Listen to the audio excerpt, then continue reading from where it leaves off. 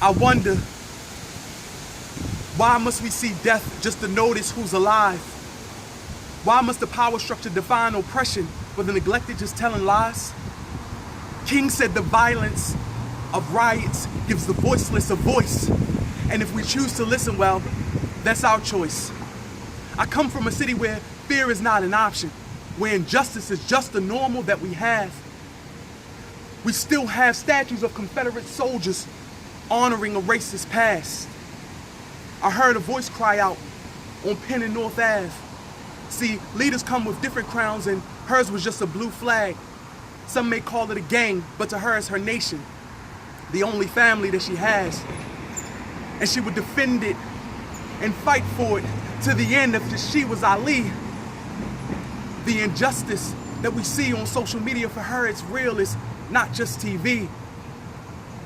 As I stood hand in hand hearing her words with strangers, agape, using love as a revolutionary act, with abandoned buildings burnt long before the uprising at our backs, with the ratio of liquor store to fresh food is 16-1.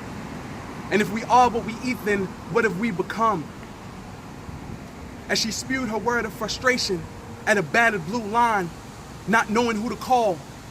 Who do you ask for help when the police are involved? On this gray day in Baltimore, when Freddie's back was broken in the back of a police van, where the blood and the pain of a whiter human is valued more than a black man. I wonder, can we find God in all this madness? Can our faith reimagine in America anew? Can we provide a mercy, a rahmah, to someone who's done us wrong? Can we provide a chesed, a kind compassion, to someone we don't understand? Because we cannot coexist with constant conflict. I challenge you to have a strength of a mother in labor, bearing the hurt until we give birth to a new society. I challenge you to step outside of your churches, to step outside of your temples, to step outside of your mosques, and walk the path that your sermons have laid. But justice is a journey, not a destination.